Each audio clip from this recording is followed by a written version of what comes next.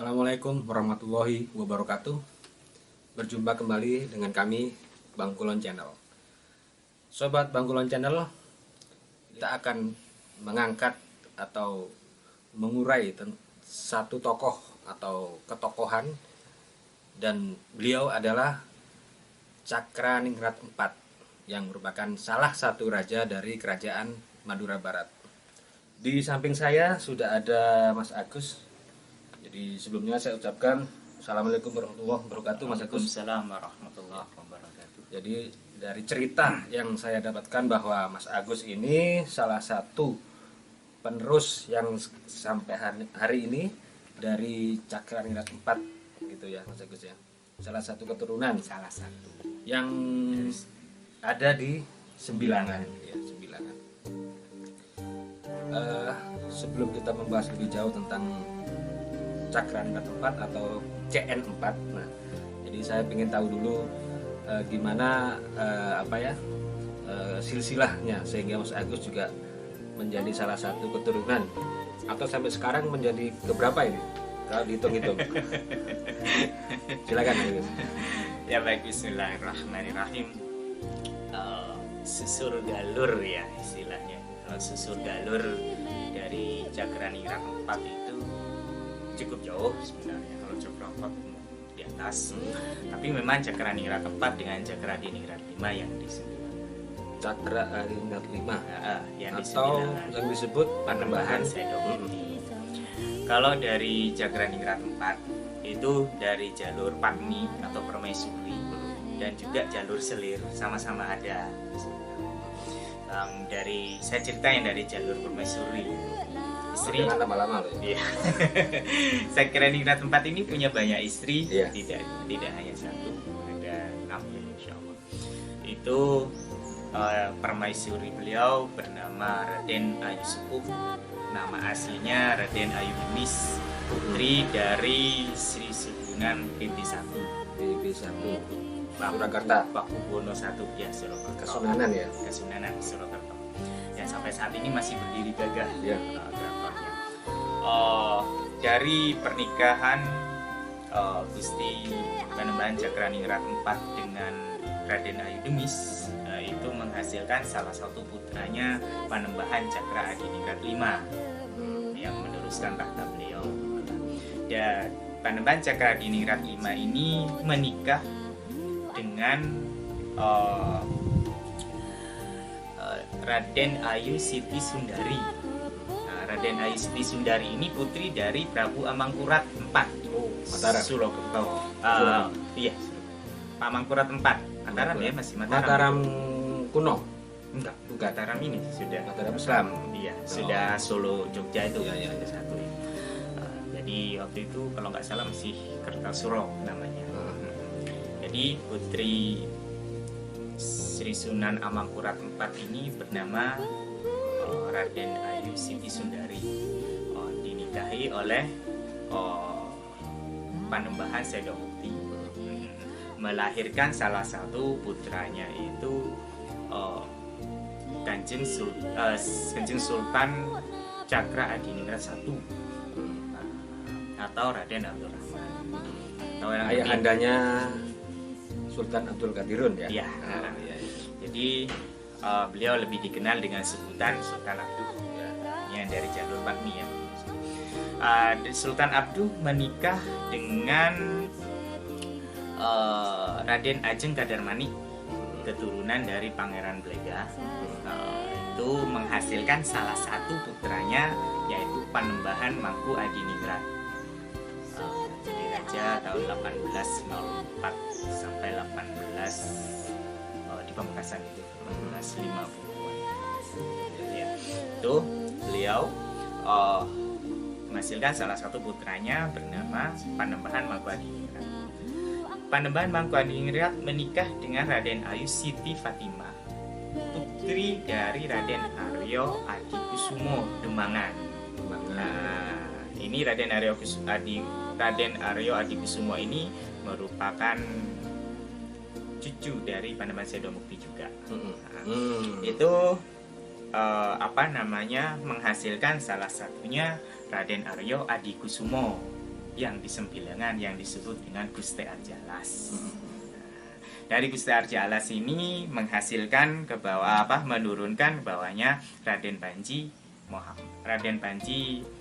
Muhammad Rais, atau lebih dikenal dengan Panji Rais yang di Sembilangan. Itu yang Panji Rais yang dari jalur Wani. Kalau yang dari jalur jalur Selir, itu Cakraningrat IV menikah dengan Nyai Mani. Nyai Mani ini asal dari Ketapang, menghasilkan salah satunya putra beliau bernama Raden Tumenggung Wiroadiningrat. Raden Tumenggung Wiroadiningrat menikah dengan Siti juga. Jadi kalau dihitung saya generasi keberapa Panembahan Cakraningrat IV atau Raden Jurid, Panembahan Cadomukti, Sultan Abdul Qadir, Panembahan Yusuf, Raden Abdul Jumali, Raden Aryo Haji Ismail Sudokusumo, Raden Aryo Haji Muhammad Saleh Sudokusumo, saya. Jadi kalau diurut dari urutan ini, saya berasal dari urutan ke generasi ke-9. Jangan lupa di antara yang lain, bukan satu-satunya. Jadi generasi ke-9 dari Raden Jurid itu saya di antara yang lain. Karena seperti saya katakan tadi bahwa Raden Jurid itu punya putra-putri 10 orang. Jadi sangat tidak mungkin kalau orang mengatakan turunan seorang raja itu dikatakan satu dari jalur kami, Raden Panji Muhammad Rais menikah dengan Raden Mas Murtisari ini. Digadukkan lagi. Gaduk lagi ya. Gaduk lagi. Itu menghasilkan Raden Panji Basunastomo, Raden Panji Subiatun Putro Rejo, dan seluruh keluarga yang masih hidup sekarang ini. Ruwet juga ya. Saya emang nggak tahu silsilah sih. Yang penting kalau dalam tata silsilah itu si A menikah dengan si B menghasilkan. Kita ini ya, singkat cerita Cakraningrat IV dinobatkan menjadi raja. Iya. Ya. Kalau nggak salah pemerintahan beliau itu tahun 1718 sampai 1747. Nah, ada cerita apa sebelum Cakraningrat IV itu diangkat menjadi raja? Ada peristiwa apa sehingga dia harus menggantikan Cakraningrat III? Kakaknya. Oke. Perhelatan politik masa itu sangat luar biasa, sangat luar biasa. Waktu itu Cakraningrat III ada sebuah permasalahan keluarga dengan menantu beliau Adikoro di Pamekasan. Ya. Putri dari Cakraningrat III ini adalah istri dari Adikoro Pamekasan. Raja Adikoro Pamekasan. itu juga bangsawan juga ya. Raja Pamekasan. Raja Pamekasan. Ya. Beliau pulang, istrinya itu istri Adikoro satu pulang ke Bangkalan. Kemudian disusulah. Waktu itu keratonnya di mana? Masih di Tunjung Sekar Kedaton. Tunjung Sekar Kedaton. Di Burneh ya. Burneh ya. Kecamatan Burneh, Bangkalan. Jadi keraton itu ada 5. Jadi waktu itu masih di Tunjung Sekar Kedaton. Berarti itu keraton yang ketiga. Keraton ketiga. Oke. Keraton pertama kan di Arosbaya. Itu rusak karena penyerangan Mataram tahun 1624. Kemudian Cakraningrat I diangkat menjadi raja oleh Sultan Agung dengan Sinangkala Naga Kapanah Titis ing Midi berkeraton di Madegen. Karena keraton Arosbaya sudah rusak kan. Jadi keraton di Madegen. Sebenarnya Madegen itu sebelum Arosbaya ada sudah ada Madegen. Cuman saat kerajaan itu berdiri, keraton Arosbaya yang menjadi tolak ukur utama dan berkeraton di sana. Kemudian dipindah oleh Cakraningrat II ke Tunjung Sekar Kedaton karena sudah ini masa Trunojoyo kan, Tragedi Trunojoyo. Kan Cakraningrat II sempat diasingkan ke Kediri ya waktu itu masa Trunojoyo, sehingga dipindahlah keraton ke Tunjung Sekar Kedaton sampai Cakraningrat III. karena terjadi perselisihan seperti itu, akhirnya Adhikara I mengirim pasukan ke Bangkalan. Dikirimlah Cakraningrat IV waktu itu adiknya Cakraningrat III untuk menghadapi ini. Nah, setelah dikirim, entah ada terjadi suatu apa, kita kurang tahu waktu itu, sehingga justru Cakraningrat IV berbalik mendukung Adhikara I. Iya. Nah, melihat hal gelagat seperti Itu belum ketahuan kenapa alasannya kok. belum Berbalik arah, berbalik dukungan gitu belum. ya. Karena memang saat ini ya, saat Putri Cakraningrat III atau istri permaisuri dari Adhikara I ini pulang, sebenarnya kalau orang sudah menikah itu kan sudah diberikan haknya ya enggak kepada suami itu. Kemudian dijemput oleh Adhikara I, orang tua daripada si permaisuri ini, Cakraningrat III dalam kan tidak memperkenankan Kembali anaknya untuk kembali. ikut ke Pamekasan gitu. Nah sebenarnya kan itu sudah hak suami ya, gitu. Itu pulang ke Bangkalan. Bangkalan itu apa karena faktor Setuju sekali. KDRT atau gimana Oh, mungkin ada sedikit perselisihan keluarga ya di situ. Terus terkait hal itu juga, sehingga Cakraningrat IV berbalik arah mendukung. Nah, melihat gelagat yang sedemikian, Cakraningrat III menyingkir, tidak ingin terjadi pertumpahan darah perang saudara. Iya. Tidak ingin terjadi perang saudara. Akhirnya Cakraningrat III membawa seluruh keluarganya, istri sama putra-putrinya menyingkir naik kapal Osgis di Pelabuhan Sembilangan itu, Pelabuhan Ujung Piring. Di Ujung Piring itu ada pelabuhan dulu. Memboyong semua kerabat keraton itu. Iya, semua keluarganya. Iya. Maksudnya mau naik kapal itu kemana tujuannya? Ke Osgis untuk menyelamatkan diri dari ini. Gempuran. Ya, di Koro ini. Cuman untuk pertolongan pertama katakan. Iya. Bukan mau kemana tujuannya Dan kemana. beliau sedang meminta bantuan ke Bali, ke Dewa Ketut waktu itu. Itu habis itu di atas kapal terjadilah cross culture atau culture shock, di mana kalau adat Barat itu untuk menghormati daripada raja itu kan setelah dicium tangannya kan dikecup ke atas ke leher gitu ya. Nah, istri Cakraningrat III gitu kan menjerit. Ini berbuat kurang ajar sekali di sini karena belum adaptasi kan. Kalau di Barat tuh budayanya begini. Kalau sekarang aja udah tahu budaya Barat tuh begini loh. Cipta-cipta udah hal biasa. Di sana. Di sana. Di sini masih malu-malu gitu. Adat ketimuran kan Iya. itu tidak seperti itu. Haram gitu ya. Ya, Nah, terus setelah itu terjadilah menjeritlah istrinya Cakraningrat III. kaget beneran ya. Oke. Mau mencium saya kan. Mau mencium saya. Akhirnya Cakraningrat III berbalik terkejut. Cuman Balik mendengar jeritan langsung balik. Langsung tanpa berkata apapun dihunus kerisnya, langsung tusukkan ke kapten kapten kapal. Kalau di Madura itu terkenalnya dengan sebutan kapten kertas. Kapten kertas. Ya. Maksudnya kertas Kurang apa? tahu saya. Tapi gitu. panggilnya kapten kertas. Iya. Dominicius Sophanes ya. Orang Perancis yang kerja di Belanda. Melihat kaptennya meninggal terkapar, anak buahnya ngamuk. Saat itu kan Cakraningrat III tidak mempan ditembak ya. Gitu. Iya, itu. Sehingga ngamuk, habislah prajurit-prajurit Belanda yang di kapal itu. Tinggal bagian apanya gitu. Tinggal beberapa kecil-kecil ya, istilahnya pekerja-pekerja kecil, ABK kecil gitu. Melihat sisa seperti itu, cuman kan banyak. Cakraningrat III kelelahan waktu itu karena menghadapi orang banyak. Banyak kelelahan. Meskipun orang sakti juga lelah juga ya. Iya, manusia. Kan dia nggak mempan ditembak. Iya. Akhirnya dipukul dari belakang pakai benda tumpul.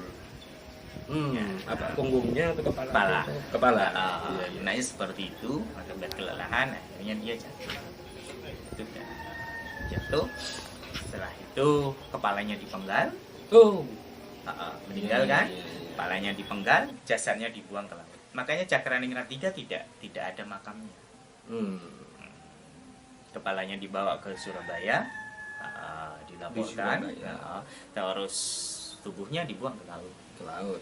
Nah, terus nasib kepalanya tuh setelah dilaporkan di Surabaya gimana? Belum ada ini, Belum ada catatan sejarah ya, yang tertulis ya. Iya, seperti Oh, itu. Mungkin betul. Belanda, catatan Iya, Belanda iya. ini yang lebih karena ini sudah dikuasai Belanda kan Iya. di sana.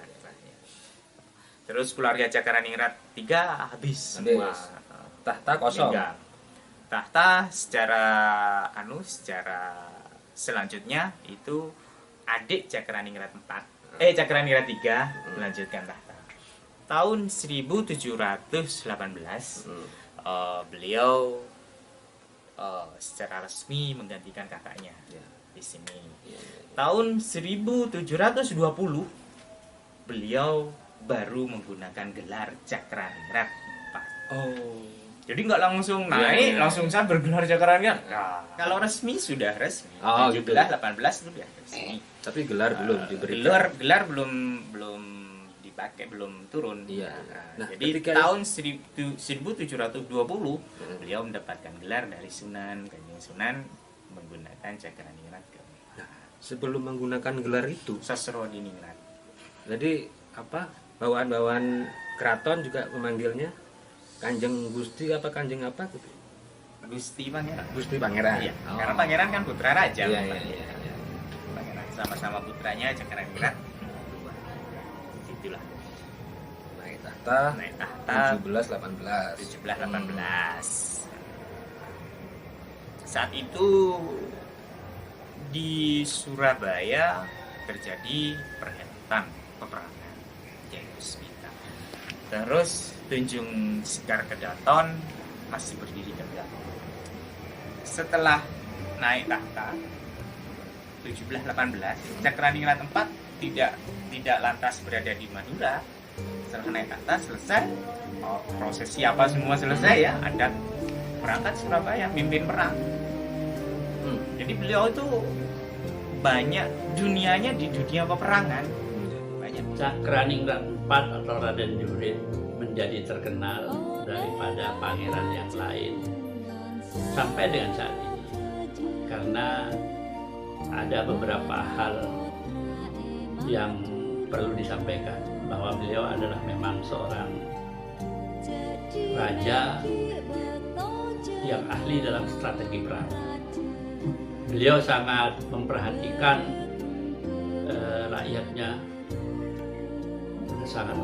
rakyatnya, dan itu yang saya dapat sampaikan dan menurut pengetahuan saya dari info-info para sepuh. Nah, terus proses pemindahan ke Sembilan Nah, Cakraningrat III yang meninggal tadi kan minta bantuan pasukan Bali. ya. Nah, saat Cakraningrat IV ada di Surabaya, Setelah saat naik perang, setelah naik tahta itu ya. Terus berperang. menghadapi perang di sana, datanglah pasukan Bali yang diminta bantuan Cakraningrat III tadi. Oh, Di bawah pimpinan Dewa Ketum. hitungannya terlambat. Kurang lebih seperti itu. Orangnya sudah meninggal. Iya, oke. Maaf. Iya, iya. Pasukan Bali itu begitu datang udah gak nemukan orang, gak nemukan siapa-siapa. Siapa yang mau Kosong. dituju? Iya, kan kosong gitu lah. Saya di Anggaplah bawah kosong. komando siapa ini kan gitu ya kata-kata. Akhirnya mengamuk dan merusak Tunjung Sekar Kedaton. Oh. Gitu. Merasa dipermainkan. Setelah itu terdengarlah oleh Cakraningrat IV. Akhirnya Cakraningrat IV mengutus adiknya ke Madura menghadapi itu membawa 1.000 pasukan putih. Jadi menghadapi. Lucunya lagi, nah ada yang lucu nih. Adiknya yang dikirim nih, yang dikirim menghadapi Cakraningrat, menghadapi pasukan Bali nih, justru bersekutu dengan Bali. Tuh. Nah, melihat hal itu, Cakraningrat IV menyelesaikan peperangan. Misinya dulu kan. Misinya dulu selesai, langsung balik, bersegera balik ke Madura, menghancurkan disitulah hancur, lari terbirit-birit pasukan Bali. Cakraningrat 4 akhirnya melihat Tunjung Sekar Kedaton kan udah rusak nih, Porak-poranda. poranda. Dipindahlah ke Membangun Sembilangan. keraton baru di Sembilangan. Kaidah kalau keraton sudah rusak itu kan sudah nggak bisa ditempati, udah hilang Bu Jadi bawaannya. nggak ada istilah renovasi, nggak ada ya, pembongkaran nggak ada ya. Jadi udah Iya, hilang iya, tuh iya. wibawaan keraton, Oh, wibawanya ya. Oh, iya, iya. hilang. Udah Adat seperti itu. luntur katakan. Ya, Makin Ini- lama makin rusak, makin udah nggak ada. dipindah ke Dari Kerajaan Madura Barat itu ada 5 situs, ada 5 tempat. Yang pertama adalah Keraton Arosbaya. Itu rajanya adalah Panembahan Lemah Luhur atau Raden Pratanu. Kemudian yang kedua Raden Koro atau Pangeran Tengah. Yang ketiga adalah Pangeran Mas. Itu abad 15, 1531 sampai 1624. Keraton kedua pindah ke daerah Sampang, dikatakan Keraton Madegen. Di sana bertahta Raden Prasena, putra dari Raden Koro Pangeran Tengah, dengan gelar Pangeran Cakraningrat I. Dari Keraton Madegen kemudian diganti oleh Raden Undaan atau Pangeran Cakraningrat II, yang kemudian hanya beberapa saat beliau bertahta di sana, berkenan beliau memindah Keraton Madegen ke Keraton Toncung di Kecamatan Burne. Jadi di Keraton Toncung Kecamatan Burne ini, dari beberapa keterangan para sejarawan, itu keraton terbesar sebetulnya. Di sana bertahta Raden Undaan Pangeran Cakraningrat II dengan 400 istri selirnya, dan kemudian beliau diganti oleh putra beliau yaitu Pangeran Cakraningrat III. Pangeran Cakraningrat III kemudian tidak lama bertahta di situ karena konflik keluarga. Akhirnya beliau digantikan oleh adiknya yaitu Raden Jurit atau Pangeran Cakraningrat IV. Dari Raden Jurit, Pangeran Cakraningrat IV ini berinisiatif memindah keraton ke daerah Sembilangan. Itu keraton keempat. Keraton keempat atau Keraton Sembilangan dirajai oleh Raden Jurit atau Pangeran Cakraningrat IV. Pangeran Cakraningrat IV setelah ditangkap oleh Belanda digantikan oleh putra sulungnya yaitu Panembahan Sedomukti. Panembahan Sedomukti. Jadi Panembahan Sedomukti ini putra sulung Cakraningrat IV yang kemudian berinisiatif juga memindah keraton yang pada umumnya ada di perairan laut saat itu, memindah ke pedalaman yaitu ke Keraton Bangkalan. Keraton Bangkalan itu ada 2 versi. Pertama yang awal di daerah Wang Bawang, Jalan Letnan Mestu. Tapi entah beberapa saat kemudian dari Keraton Wang Bawang dipindah ke Keraton kelima yang jelas sekarang menjadi kantor Kodim 0829 Bangkalan. Perlu disampaikan bahwa keraton-keraton pada zaman itu tidak terbuat dari batu, tapi dari kayu. Ya kata orang Belanda kemudian punya alasan untuk merusak keraton karena dari kayu. Tapi jangan lupa bahwa kayu itu bukan kayu sembarangan, kayu yang berbau harum, cendono. Itu yang dapat saya sampaikan. Kalau bisa dibayangkan nih, Mas Agus, antara Keraton Sembilangan dengan Keraton Tunjung Sekar Kedaton itu ada perbedaan nggak signifikan atau apa? Dari segi luasnya, dari segi ornamennya, dari segi apa? Yang penting bangunannya lah secara keseluruhan. Kalau Tunjung Sekar Kedaton saya tidak begitu banyak paham ya, tidak begitu banyak mengetahui tentang detail-detailnya Iya. seperti apa. Tapi kalau di Keraton Sembilangan, keraton itu terletak di antara 2 sumber mata air. Di depan keraton tuh ada 2 mata sumber mata air. Di depan keraton. Ya, Depan keraton. Jarak kurang lebih sekitar 5 atau 10 meter lah dari keraton itu. Yang pertama itu memang Patirtan. Keraton ya, tempat. Karena itu ada kompleks, ada dong depak katanya orang dulu, ada depak. Namanya komplek kan banyak Ada bangunan. depak, banyak bangunan ini. Ini sejarah keratonnya ya, titik keraton. Itu di antara dua sumber mata air. Di sini sumur, di sini Patirtan. Nah, di antara itu berdiri keraton. Jaraknya kurang lebih sekitar 5 sampai 10 meteran atau 15 meteran lah, kurang lebih. Enggak jauh. Enggak jauh. Dekat.